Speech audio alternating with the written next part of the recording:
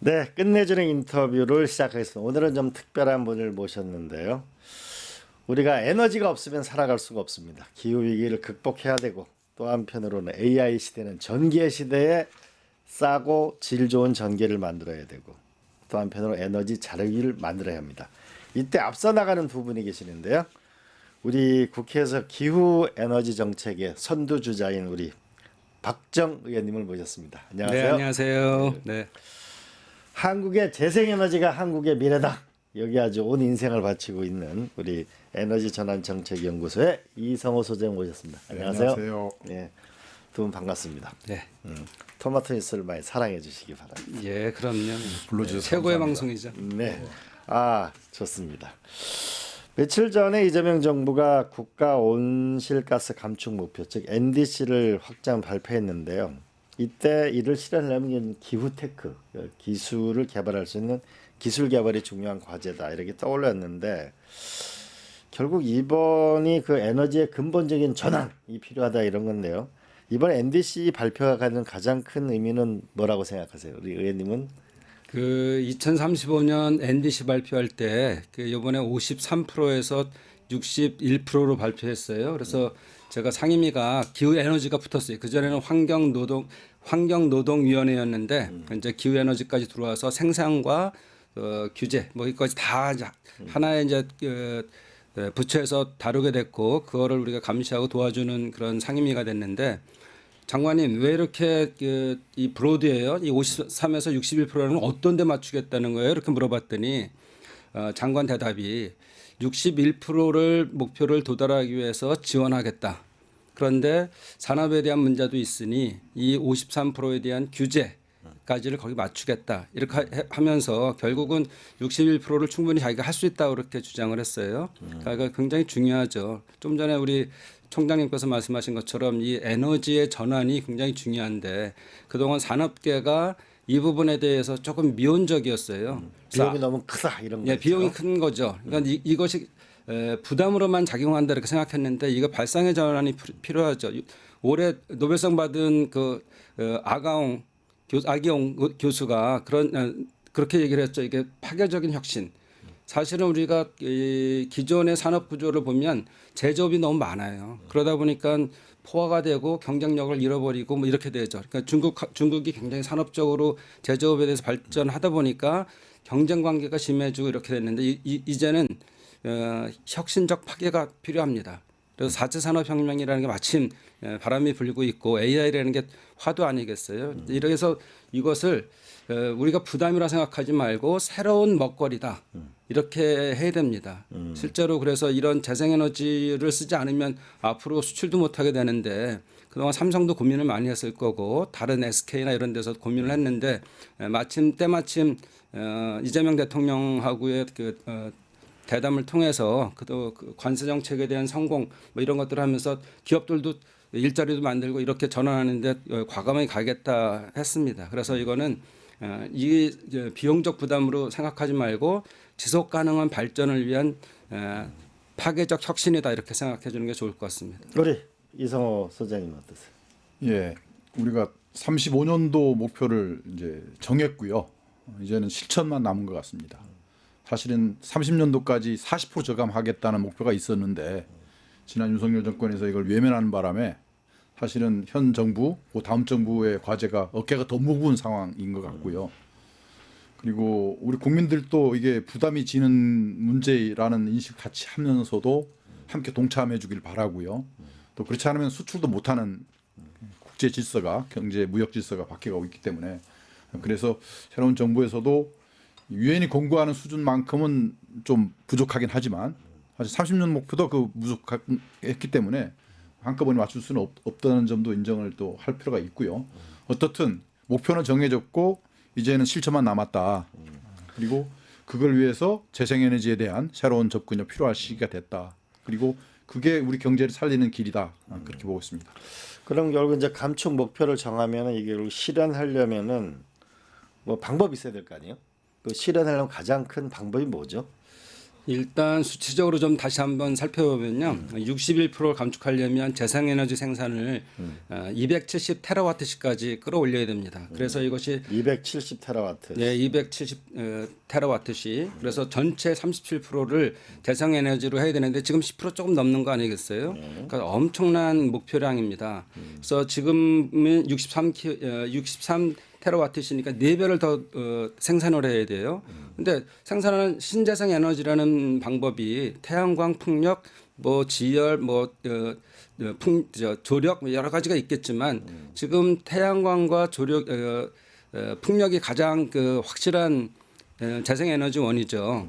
그런데 지금 이거를 4배로 하려면은 땅이 필요하잖아요. 태양광만 해도 땅이 필요하고 또 풍력을 하면 바람이 필요한데 이거 어디다 하겠어요? 그래서 저희가 따져봤더니 이거 지금부터 재생에너지를 130 기가와트 지금 한 36 기가와트 정도 되거든요. 태양광이 이거를 130 기가와트로 하려면 서울의 3배, 그러니까 1,700 제곱킬로미터의 부지가 필요해요. 근데 그걸 서울의 3배. 3배입니다. 3배. 그런데 그래서 이거 어려워서 제가 상임위에서 고민하다. 이 국가적 난제인데 앞으로는 4차 산업혁명이 뜨면 당장 AI로 검색을 요즘 많이 하죠. 도움을 많이 받는데 네이버로 검색하는 거하고 AI로 검색하면 10배 에너지를 더 많이 소비합니다. 전력을. 그러면 점차 익숙해질수록 또 산업에서 많이 이용할수록 점차 에너지가 많이 필요하고 우리도 전기차로 언젠가 가야 되지 않겠어요? 그러면 계속 전기가 필요한데 어렵죠. 그래서 이걸 어떻게 해결하나 고민하다가 제 지역이 마침 그 파문점이 있는 지역이에요. 잠깐만 기다리세요. 예. 이것도 정리를 하고. 자, 그럼 신재생 에너지의 여러 가지가 태양광, 풍력, 뭐 조력이 있는데 결국 현실적으로 태양광과 풍력인데 결국은 이걸 하려면 어디다 할 건지가 중요한데 태양광을 하려면 넓은 땅이 필요하다라는 그런 문제의식을 가지게 된 거고 우리 이성호 선생님 볼 때 과연 우리 신재생 에너지는 어떤 에너지원을 이거부터 먼저 정리를 한다면 어떻게 태양광하고 풍력 두 개다. 예. 그리고 이제 수력이 일부 있는데 그 수력에는 육상에서 하는 일반 수력도 있고 양수 발전도 있고요. 해상에 하는 조력 발전, 조류 발전도 있고. 알겠습니다. 그럼 결국은 태양광, 풍력이 양대 중심이 될 수밖에 없겠다. 이건 예. 동의하시죠? 예. 자, 그럼 땅이 필요한 것도 동의하시죠? 그렇습니다. 예. 그럼 이제 자 솔루션을 얘기해 보세요. 예. 그래서 저희 지역에 그 민통선이라는 게 있어요. 민간인 통제구역. 아 저기 그 우리 휴전선. 예, 그래서 그것이 5km에서 10km 정도 되고요. 예. 또 깊은 데는 20km 정도 민간인 접근이 안 돼요. 군사시설적인 거죠. 그 DMZ는 양쪽에 그 우리 한국하고 북한하고 4km 정도가 있고요. 예. 그 다음에 5km에서 10km 정도 있는데 그걸 10km 그동안 너무 생활이 불편하다. 군사보호구역 때문에. 군사보호구역 때문에 그렇고 사실은 이게 국가의 안보로 인해서 거기 사는 사람들은 희생을 당한 건데 그럼 그래서 계속적으로 이렇게만 가야 되느냐 그래서 10km를 5km를 올리겠다고 국방부에서 안규백 장관이 발표를 했어요.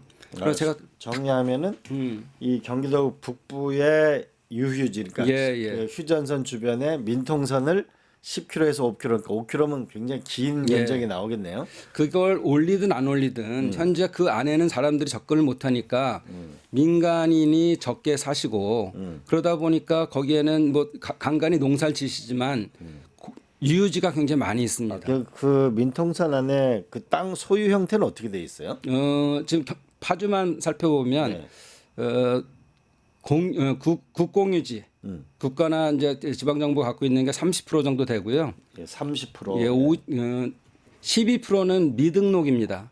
국가도 아니고 민간인도 아니고 국공유지가 그러니까 경기 북부에 있는 그 땅이 국공유지의 30%. 그다음 미등록 주인이 없어. 주인이 없는 게 네, 이게 12%. 12%. 나머지가 이제 등록이 돼 있는데요. 예. 등록이 돼 있어도 쓸 수가 없어요, 이게. 예, 거기는 왜냐면은 정말 아픈 역사인데 82만 5천 발의 지뢰가 묻혀 있습니다. 아, 작경제 82만 발의 지뢰가. 예. 그래서 이제 언젠가는 이제 국가가 이것들을 처리해야 될 거 아니겠어요? 시간이 해결하는 방법도 있어요. 한 100년 놔두죠, 뭐. 개발도 안 하고 가만히 놔둬서 100년 놔두죠. 그러면 그 폭탄 안 터질 거 아니에요. 이럴 수는 없잖아요. 국가적 책임이. 그래서 그런 거를 개발하면서 농지도 만들어주고 뭐 영농형 태양광도 하고 또 거기다 태양광 쫙 깔면 태양광이야말로 환경적인 거 아니겠어요? 그러면 충분히 여기서 50기가 정도는 생산할 수 있습니다. 1기가가 50기가면 원전 하나가 1기가인데 50개 정도를 원전 50개가 나온다. 예, 저는 원자력 발전소 반대하는 사람이 아니에요. 지금 우리 나라가 경제 성장하려면 산업 구조를 바꿔야 되는데 제일 필요한 게 전기인데 원자력으로 하든 재생에너지로 하든 뭐 SMR로 하든 필요합니다. 그런데 문제는 원자력은 15년 정도 걸리잖아요. 만드는데. 그리고 자기 지역에다 원자력 발전소 짓겠다 그러면 지금 누가 좋아해요. 그러니까 그렇게 현실성이 좀 떨어지니 그것대로 추진을 하고 빨리 대처할 수 있는 재생에너지를 해야 되는데 그 안에는 많은 분이 또 안 사시기 때문에 불만이 많이 없으시죠. 그리고 또 실제로 제가 들어가서 여러 저런 얘기를 해봤어요. 그랬더니 좋대요. 왜냐하면 거기다 이렇게 하면서 그냥 희생하는 게 아니라 그 땅에다가 깔고 나서 요즘 햇빛연금, 풍력연금 이렇게 바람연금 말씀하시잖아요. 네네. 그렇게 하지 말고 우리는 이제 이름을 평화기후연금이다. 평화기후연금. 네, 기후연금. 그래서 이거를 기본연금화 시키거나 나오는 이익에 대해서 또는 가처분 소득을 높여드릴 수가 있어요. 그러니까 그 경기 북부 주민들에 대해서 전기세를 낮춰주는 거죠. 또 민통선에서 전기를 생산하는 거니까 가까운 데 있는 거니까. 예. 그리고 왜 이게 필요하냐면 서해안 에너지 고속도로를 지금 국정과제로 시행하고 있잖아요. 그래서 저쪽 남해안, 서해안서부터 쭉 올라오는데 그게 2030년 이후에나 가능해요.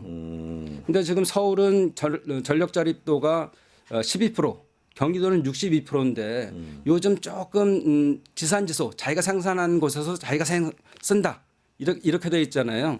그러니까 요즘 생각이 우리도 지금 저 지방도 잘 못 사는데 어려운데 왜 기업이 좀 내려오면 안 돼? 왜 우리 에너지를 다 거기서 가져가? 이런 논란이 좀 있어요. 그리고 300-400km가 떨어져 있으니까 1km 옮기는 데 1km를 그 송전망 구축하고 그러는데 수십억에서 지하나 이렇게 하면 비싸게 하면 수도권 오면 지하로 와야 될 거 아니겠어요? 서울 근처로 오면 수백억입니다. 그러니까 이 300-400km에 오는 거에 효율성이 있느냐 이 문제가 하나 있었고 그런데 우리 경기 파주를 비롯한 연천 이런 데서 경기 북부에서 오게 되면 짧은 30km 또 용인까지 갈 수가 있어요. 용인은 지금 반도체 클러스터 만드는데 제일 문제가 전력하고 물이잖아요. 총 16기가가 필요한데 4.5기가 확보했습니다. 그러니까 11.5기가는 어디서 갖고 와야 돼?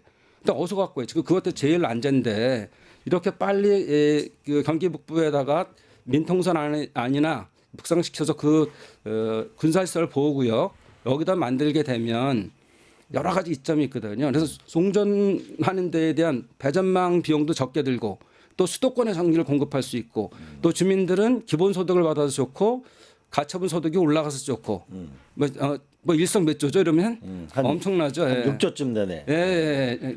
그래서 또 한 가지 마지막으로 이게 이제 어딘가가 맡아야 되는데 공기업들이 지금 발전 6사가 있잖아요.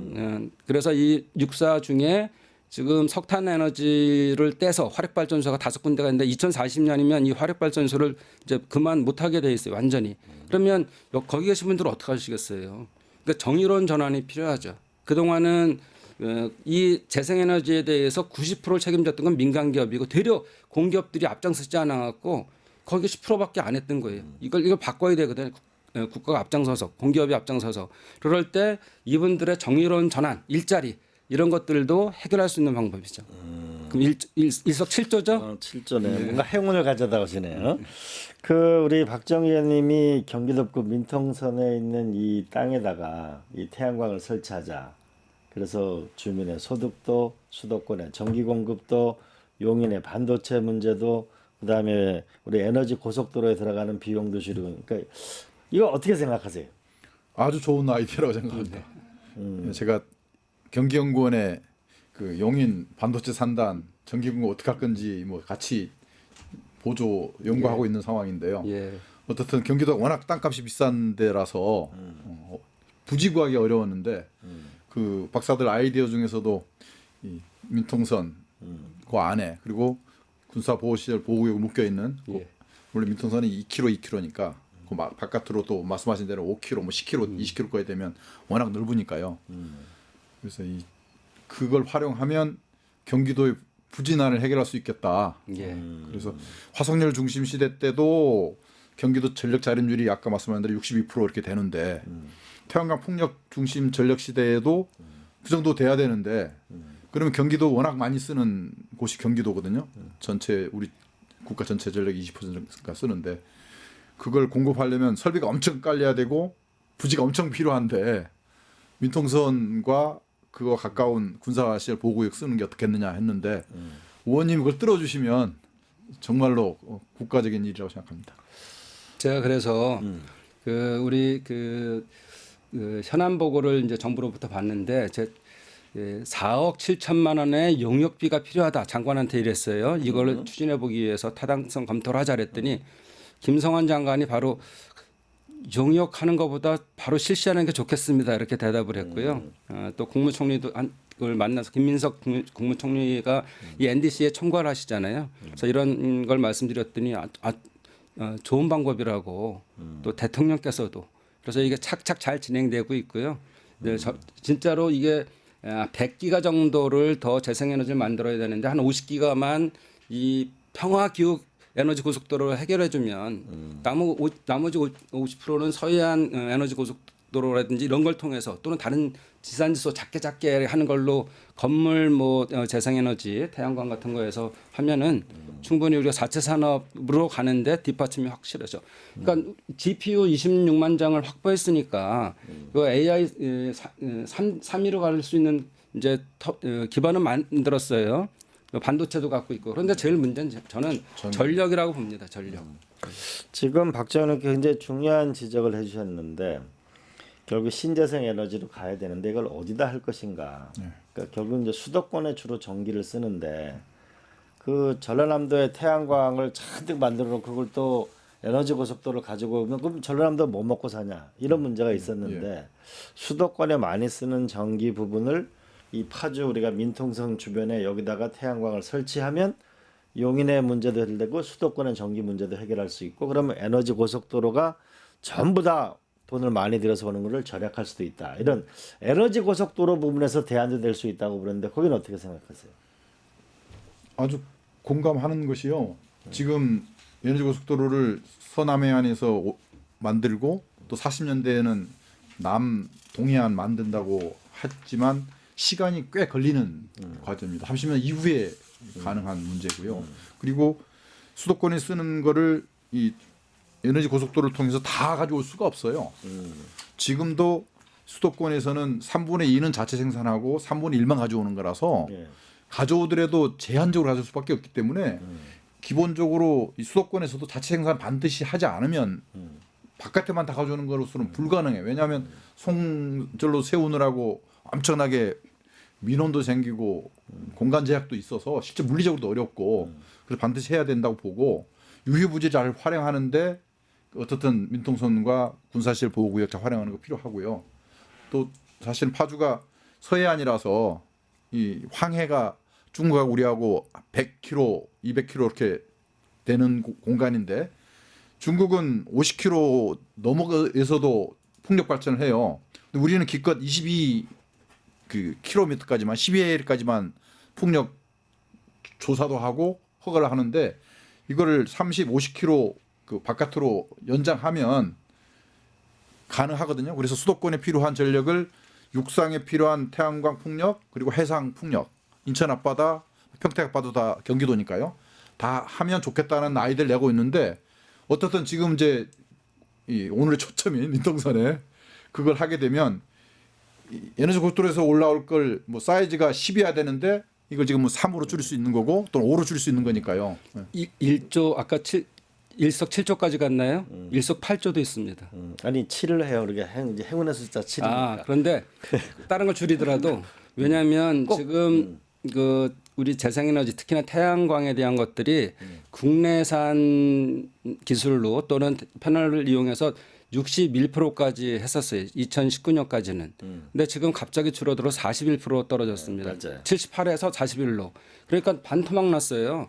다른 나라는 98% 이상이 그 중국산을 쓰지만 우리는 그동안 버텼거든요. 그런데 하나큐셀이라든지 오시아 이런 좋은 기업들이 유럽이나 동남아시아로 지금 생산 기지를 옮겼어요. 근데 이런 걸 마치 뉴딜 정책처럼 해버리면 국산 국내 기업들이 옵쇼링 또는 여기서 국산 자재를 쓰게 하면서 다시 이 산업 테크로 기후 테크를 살릴 수가 있는 거죠. 태양광뿐만 아니라 우리가 AI를 이용해서 전력 소비량을 낮추는 것도 중요하거든요. 그러니까 간헐성에 대한 문제가 태양광에 대해서는 분명히 있습니다. 그건 인정할 수밖에 없지만 그 AI가 요즘도 대세기 때문에 우리 예비 전력을 그만큼 줄여놓으면 예비 전력 지금 30%를 지금 남기는 거 아니에요? 그러니까 무조건 생산이 중요한 게 아니라 소비도 줄일 수가 있어요. 이런 기후 테크를 잘하면 중국이 사실은 그 경제 성장하는데 2023년에는요, 이 경제 성장에 대해서 녹색 경제가 40%를 차지했습니다.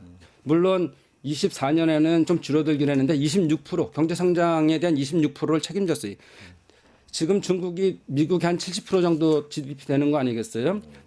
그런데 그 GDP의 10%를 지금 녹색 경제가 맡고 있는 거예요. 그러니까 우리는 머뭇하면서 못 갔던 거를 그쪽에서 과감하게 사회주의 장점이기도 하죠. 그래서 가다 보니까 전 세계 녹색 경제에 대해서 선두를 가고 있어요. 우리도 충분히 이런 걸 통해서 집중 투자하고 할 필요가 있다. 마지막 일석구조. 일석구조가 뭐냐면 아까 조금 전에 우리 이성업 소장님이 말씀하셨는데 황해도 말씀하셨잖아요. 이게 잘 되면 지금 남북 관계가 꽉 막혀 있는데 이거를 태양광은 쟤네 무기로 쓸 수는 없을 거 아니에요. 이 태양광을 북한 측에 제공을 하고 전기 생산을 하게 해서 하고 또 물에 대한 문제도 해결 방법이 있거든. 이런 것들을 해서 북한이 스스로 자력병생을 해야지만 나중에 통일 비용 이런 것들을 줄어들 수 있죠. 지금 젊은이들이 우리가 통일 비용 책임지는 거 아니야 이러면서 지금 머뭇머뭇하는 거죠. 통일에 대해서 이런 것들로 충분히 같이 공생할 수 있다 이런 생각이거든요. 네. 지금 박정현이 말씀하신 것 중에서 이제 우리가 신재생 에너지를 했을 때 기후테크 문제인데요.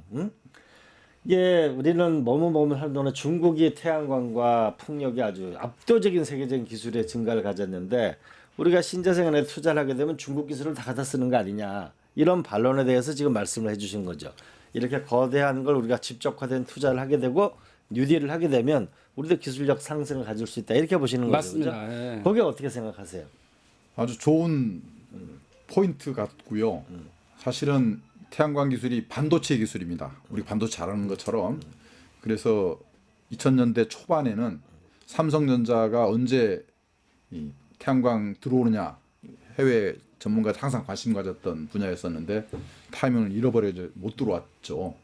어떻든 지금도 우리가 기술은 잘 가지고 있는데 문제는 국내 시장을 정책이 안정적으로 지켜주지 못하는 바람에 잘하던 기업들도 뭐 포기하는. 그래서 사실은 하나큐셀이 세계 1등이라고 했었는데 지금은 거의 10위권 바깥으로 밀린 상황이 됐고 국내 제조 공장도 가동률이 매우 떨어져 있는데 이제 기후 대응 재생에너지 제대로 보급하게 되면 사실은 그 기업들이 투자를 다시 일으킬 수 있고 그다음에 일자리도 만들 수 있고 그래서 이 산업 부흥하는데도 매우 크게 기여할 수 있다 그렇게 보고 있습니다.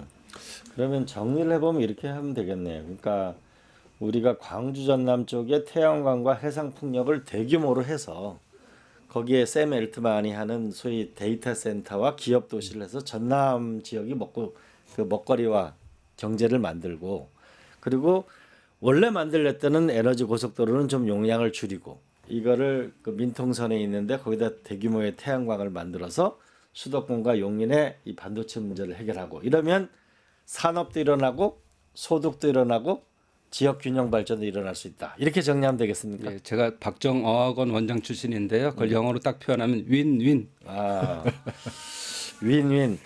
저는 하나 박정 의원이 어학원을 저는 오늘 하시는 말씀을 들으면서 이분이 기업을 하셨었나? 상당히 좀 정확하지 않아요? 예. 마지막에 7가지만 하자고 그랬는데도 꼭 한 가지 더 찝어서 국내 사람 말씀을 하셔서 박정에게는 정답이 있다. 제가 IT 그 벤처 성공한 사람입니다. 아 그래요?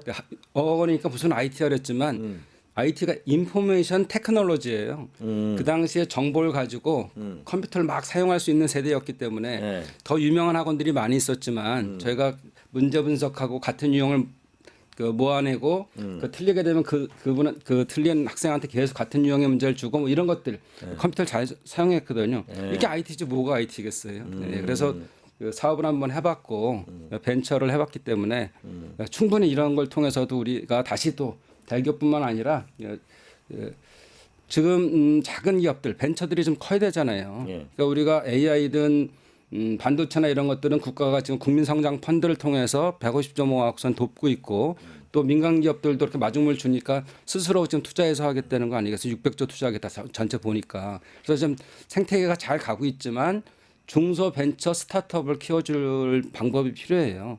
실제로 우리가 지금 기후 테크에 관해서는 유니콘 기업이 몇 개나 있을까요? 하나도 없습니다. 빵이에요, 빵.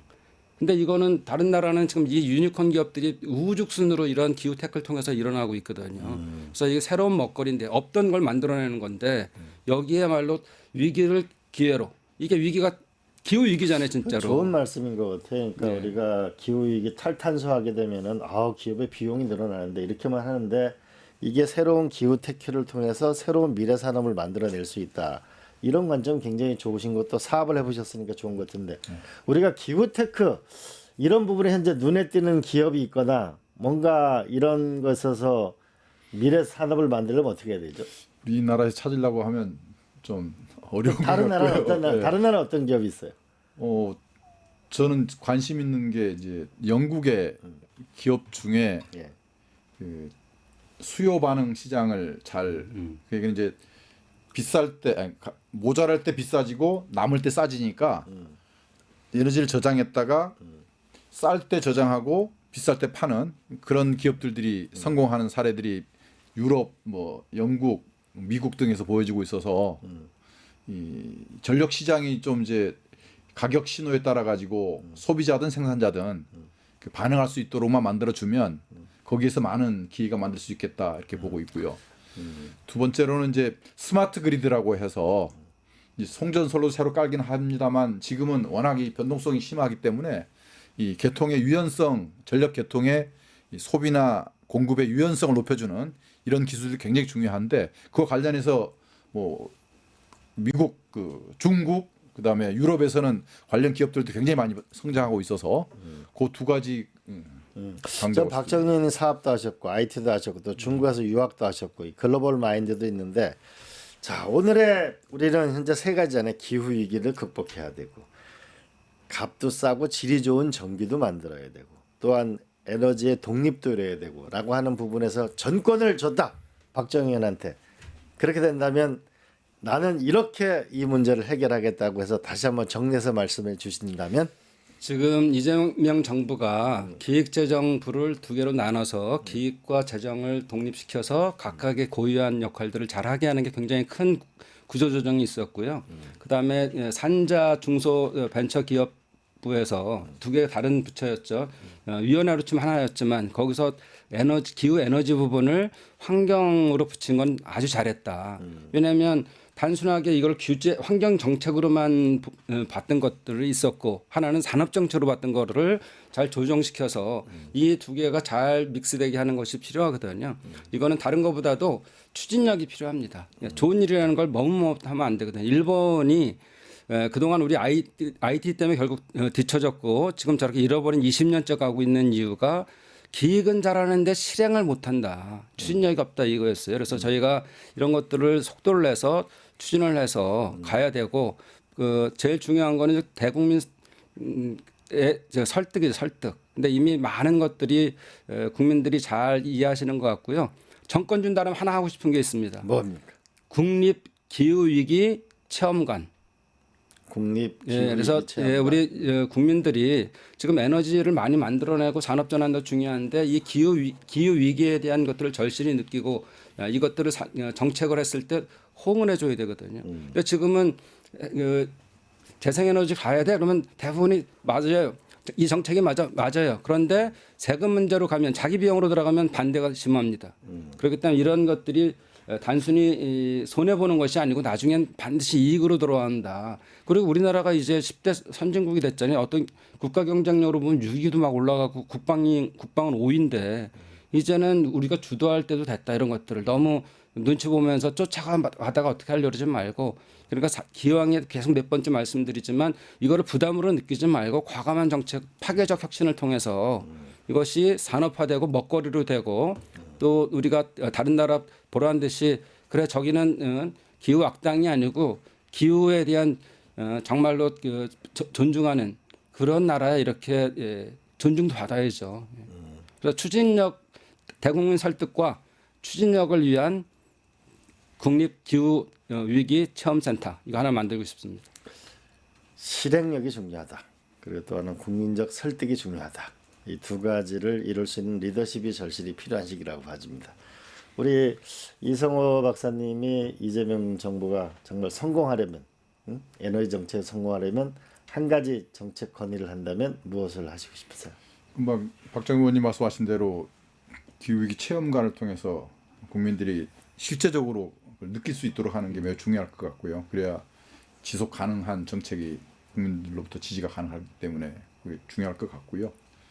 그다음에 두 번째로 어떻든 재생에너지가 공급이 늘어야 되는데 지금 부짓하고 송전선로가 제일 문제거든요. 우리 두 가지는 민간이 못하는 부분이니까 국가가 지자체하고 같이 협력해서 확보해 주는 길이 꼭 필요하다. 그러지 않으면 방법이 없다 사실은.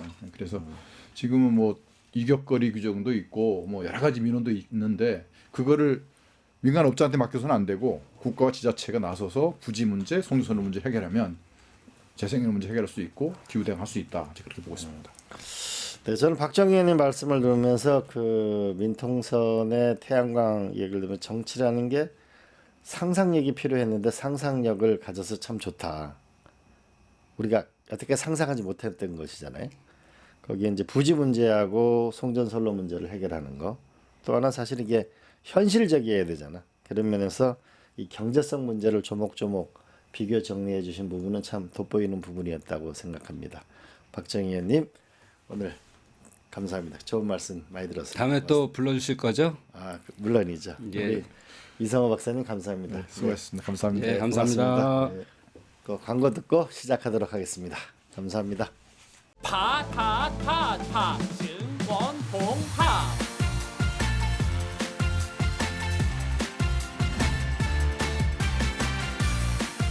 이제 저녁 8시 30분 퇴근 후 퀴즈 한판 혼자 하지 마세요. 같이 해요. 매일 저녁 8시 30분 많은 참여 바랍니다.